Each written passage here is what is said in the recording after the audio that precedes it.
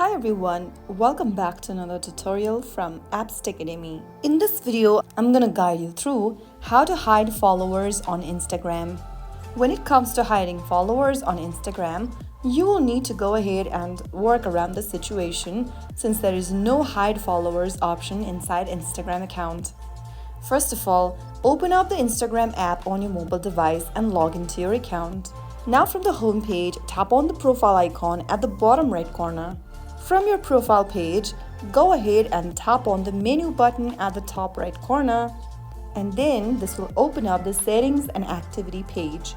Inside settings and activity, go ahead and tap on account privacy under who can see your content. Now, tap on the toggle button right next to private account, and in the pop-up, click on switch to private.